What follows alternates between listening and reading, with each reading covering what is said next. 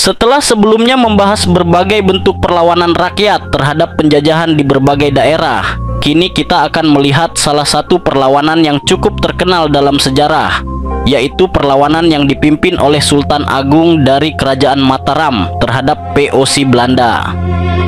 Sultan Agung memerintah Kesultanan Mataram dari tahun 1613 hingga 1645. Ia dikenal sebagai raja yang ambisius, cerdas, dan memiliki visi besar untuk menyatukan seluruh wilayah Jawa di bawah kekuasaan Mataram. Pada masa itu, POC, Verenigde Oost-Indische Compagnie, sebuah perusahaan dagang Belanda yang juga memiliki kekuatan militer, mulai aktif mendirikan pusat kekuasaan di Batavia, sekarang Jakarta. Bagi Sultan Agung, kehadiran POC di Batavia bukan hanya ancaman terhadap stabilitas politik di Pulau Jawa, tetapi juga tantangan besar terhadap impian Mataram menjadi kerajaan terbesar di Nusantara.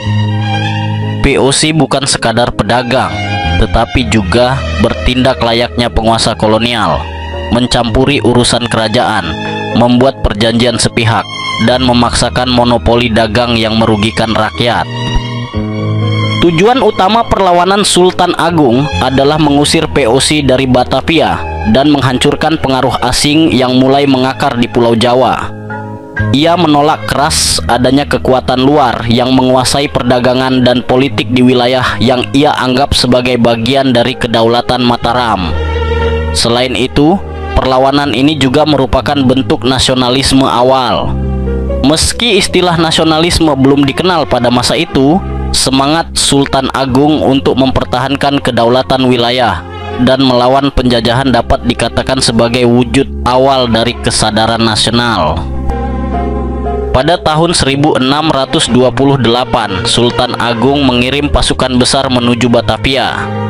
Tentara Mataram melewati jalur darat yang sangat jauh dan sulit dari Yogyakarta ke Batavia, membawa logistik dan perlengkapan perang.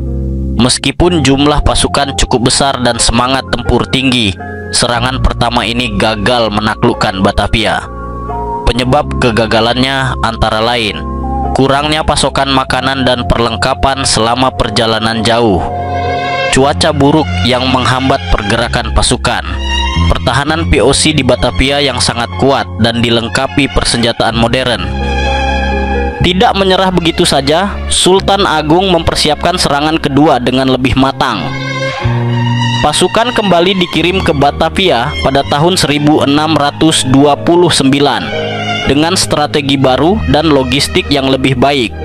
Namun, POC yang sudah belajar dari serangan sebelumnya melakukan serangan balik yang cerdik. Mereka menghancurkan lumbung-lumbung makanan pasukan Mataram dan memutus jalur logistik utama. Akibatnya, pasukan Mataram kembali gagal menaklukkan Batavia dan banyak prajurit yang gugur akibat kelaparan, kelelahan, dan serangan musuh.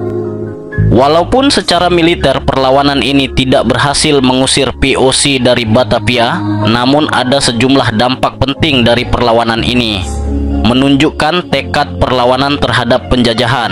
Perlawanan Sultan Agung menjadi simbol keberanian melawan kekuatan kolonial yang lebih modern dan terorganisir. Menginspirasi perlawanan di masa depan, perjuangan ini menjadi bagian dari jejak panjang perlawanan bangsa Indonesia yang kelak mencapai puncaknya pada kemerdekaan tahun 1945. Memperkuat identitas politik Mataram. Walaupun gagal dalam ekspedisi militer, Mataram tetap menjadi kekuatan besar di Jawa selama bertahun-tahun. Sultan Agung bukan hanya dikenal sebagai pemimpin militer yang gigih, tetapi juga sebagai sosok yang berjasa dalam bidang budaya dan spiritual. Ia menciptakan kalender Jawa Islam yang masih digunakan sampai sekarang dan menyebarkan nilai-nilai Islam di tanah Jawa. Pada tahun 1975, pemerintah Indonesia menganugerahkan gelar pahlawan nasional kepada Sultan Agung atas jasa-jasanya dalam melawan penjajahan dan mempertahankan kedaulatan bangsa. Perlawanan Sultan Agung terhadap VOC Belanda merupakan salah satu tonggak penting dalam sejarah perjuangan bangsa Indonesia.